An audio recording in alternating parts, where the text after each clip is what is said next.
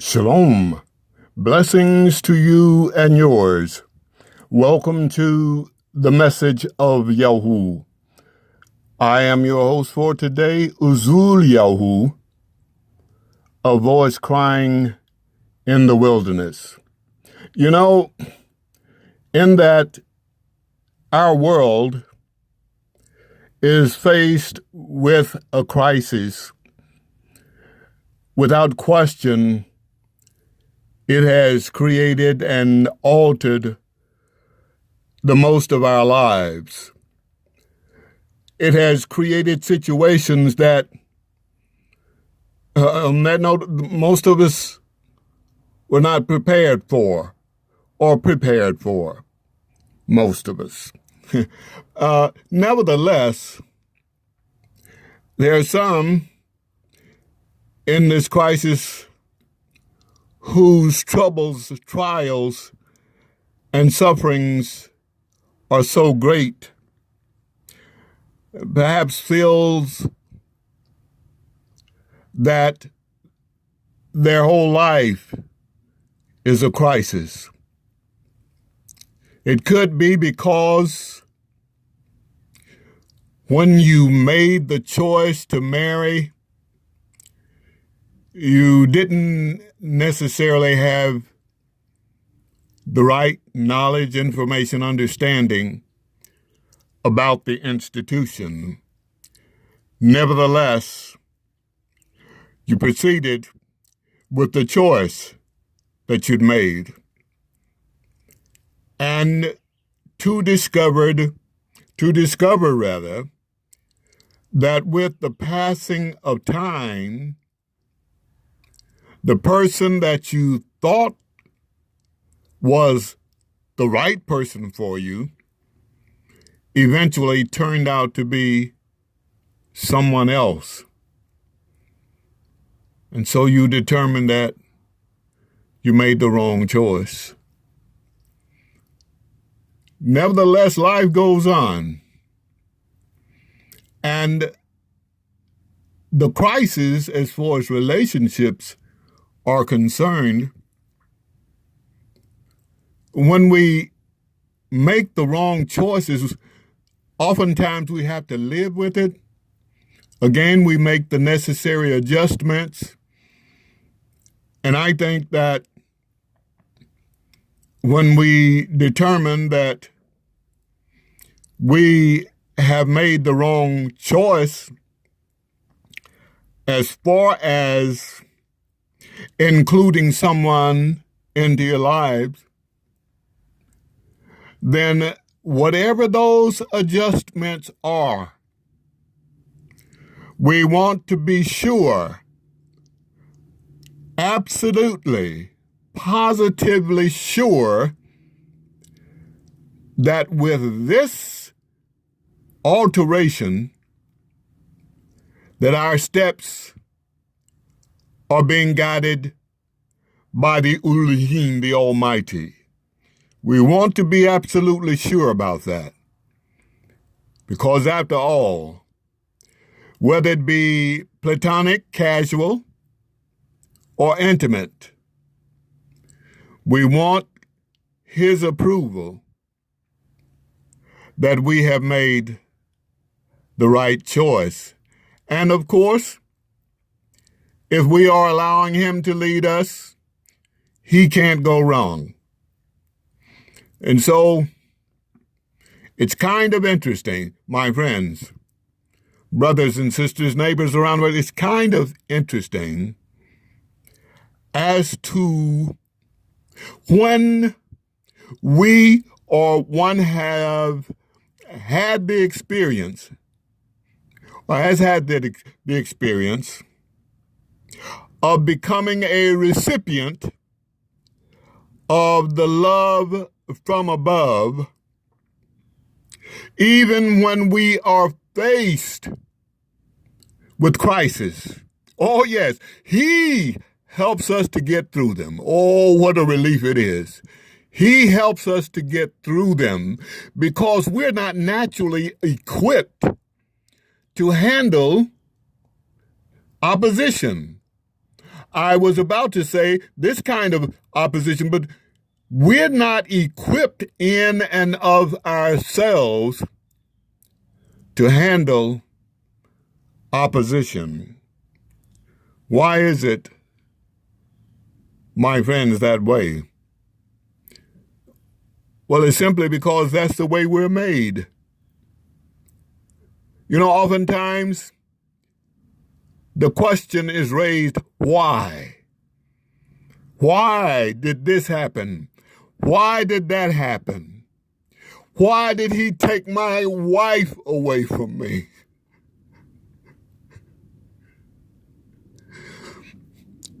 Why did he take my husband, my child, away from me? Well, let me say this to you, my friends. It happened with him before it happened with us. He had one taken away from him. And let me remind you as to how painful that was for him. To have one child, and that one child was to benefit not only the source from whence he came, it was, yet is, to benefit the whole of mortal existence. But yet, my friends, we find that there's still a lot of trouble in this world. This crisis that we are faced with is a contributing factor to the divorce epidemic that we're faced with. People just throw in the towel, so to speak. I don't want any more of this. So I just live by myself. But it's kind of interesting when people, specifically, when people divorce, they will try to find an alternate to or to supplant that which has been changed. Oftentimes, it can be with another woman for a man, another man for a woman, and then, of course, there are those who choose the alternate lifestyle. Even so, my friends, rest assured that whatever our choices are,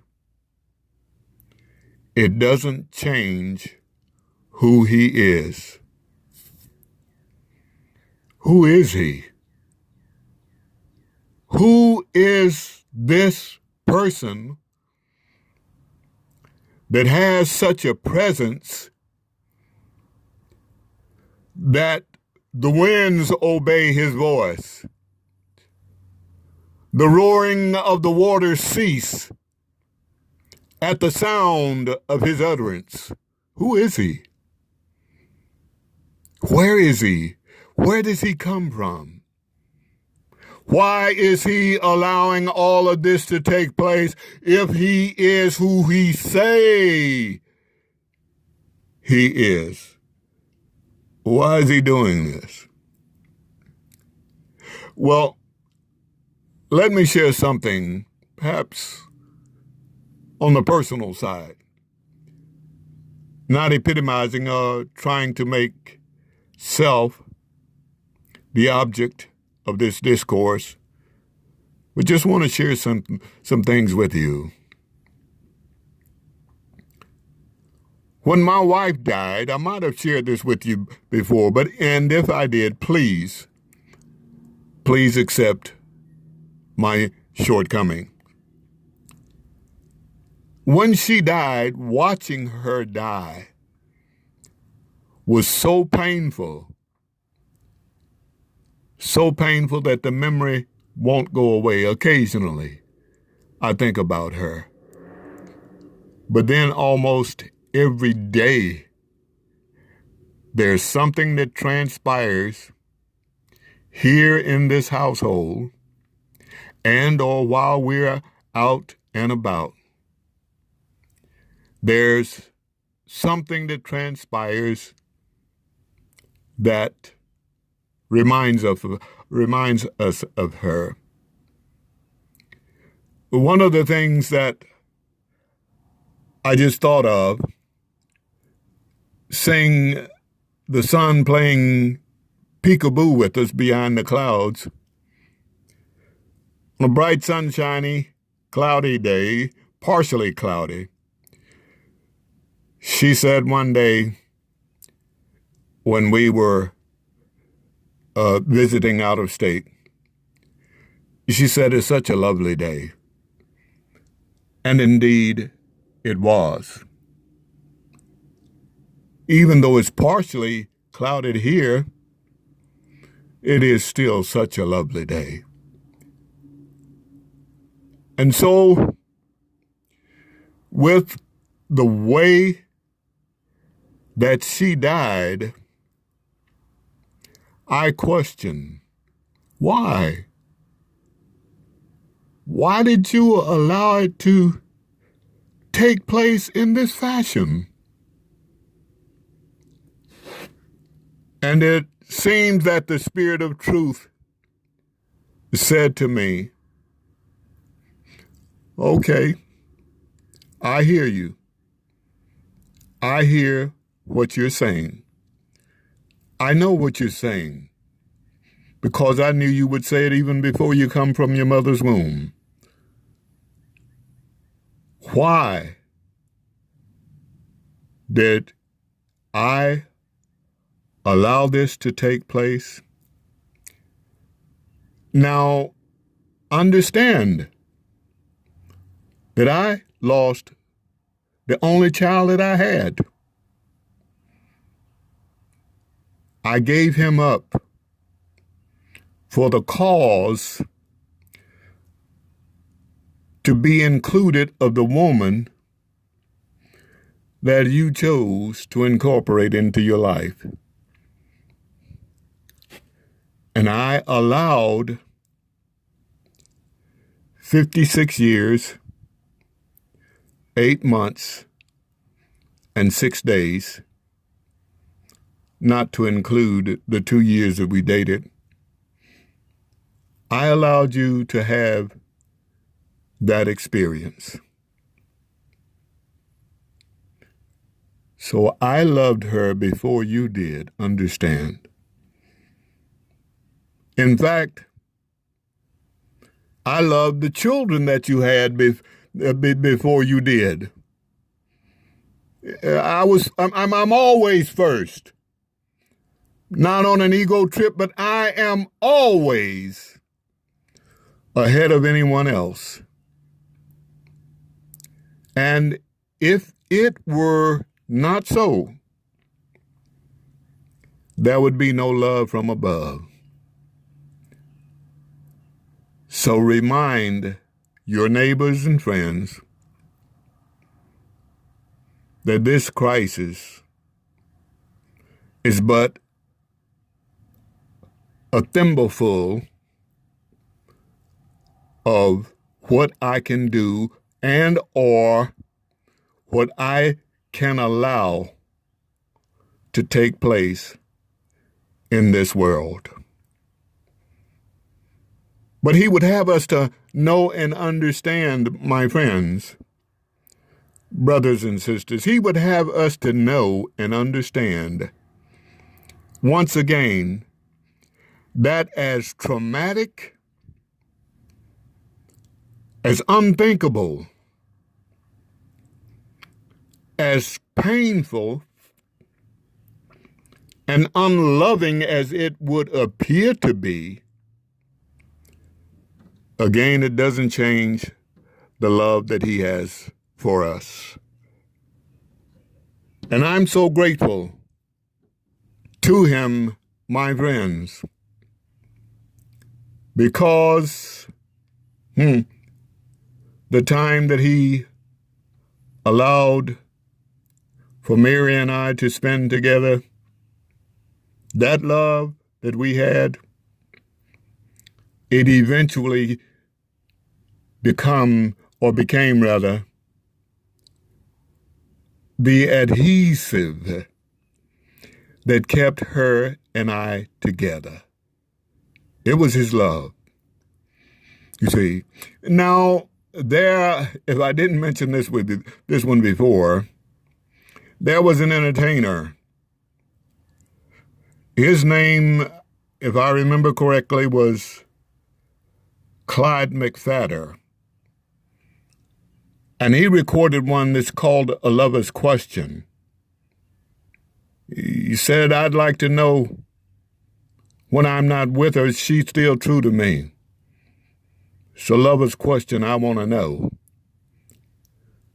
Well, because my wife and my mind and my own mind was open, it come to be, she had a great sense of humor, just like her dad.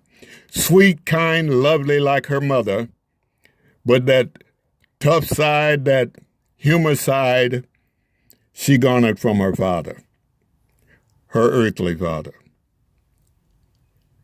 And so one day I said to her, we called each other babe. One day I said to her, babe, I love you. She said, I know it. And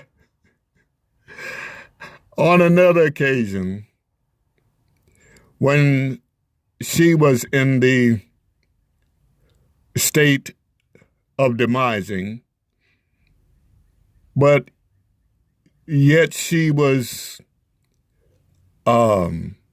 receptive. She could understand and what have you. Can't find that other word. But anyway, the nurse had attended her, had left her in the sitting up position in her hospital bed.